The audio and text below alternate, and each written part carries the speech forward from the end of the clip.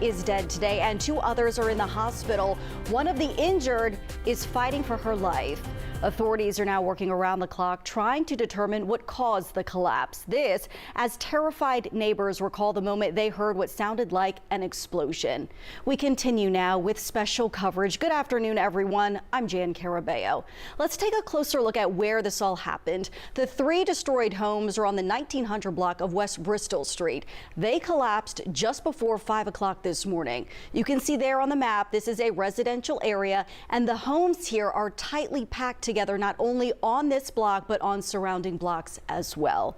CBS News Philadelphia's Ray Strickland is live for us at the scene. He's been following the very latest all morning long. So Ray, what are we learning at this hour?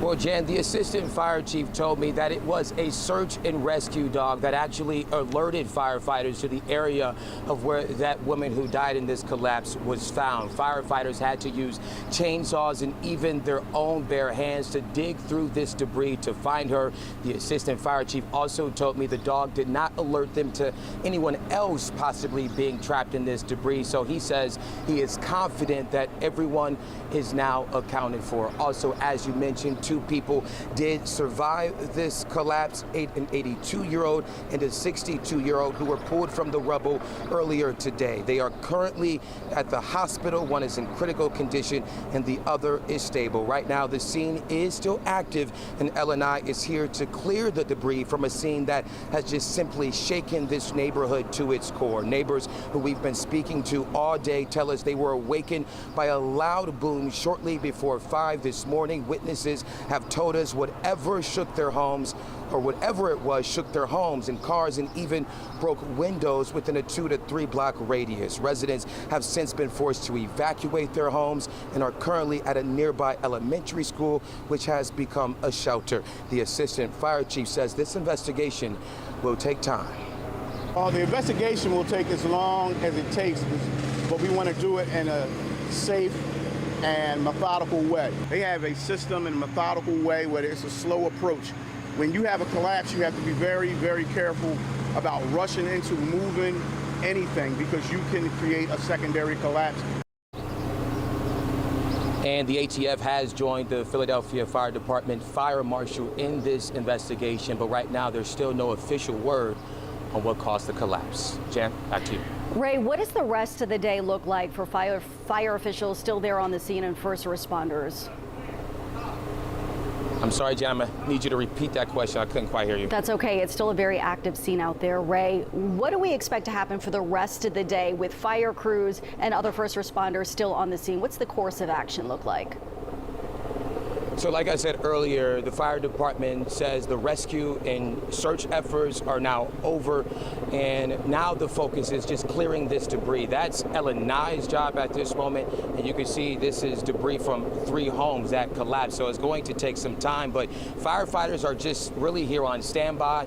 There is still some of the debris smoldering at this hour, and that's why firefighters are still here standing by just to make sure, 1, there's still no fire, and also 2, that there isn't another collapse. So that's the focus at this hour, and LNI is also doing their job, just clearing the debris and just making it safe for the firefighters and also themselves. Ray Strickland reporting live for us in Nicetown, Tioga at that collapse site.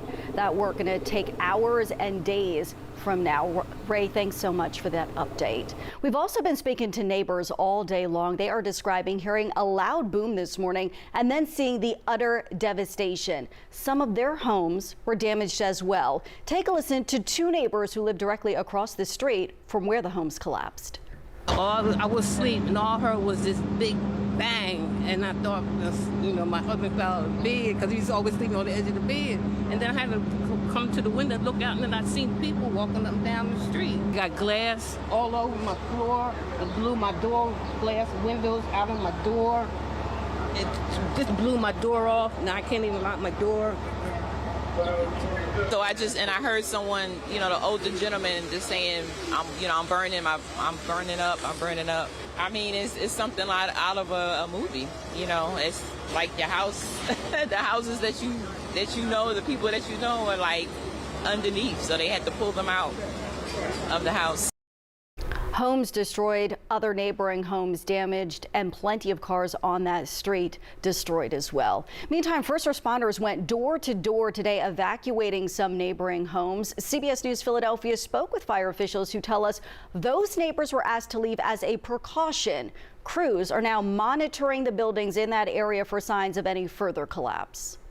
Making sure that the stability of their houses potentially is hazardous to them.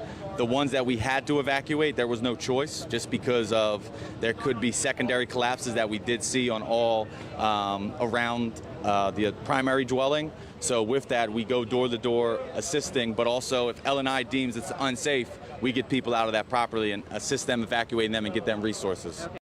Many people, as you can imagine, will need help, and the Red Cross is now stepping in to help those impacted by this tragedy. The organization says it is already assisting at least 24 people. Those directly impacted will be able to stay in a hotel.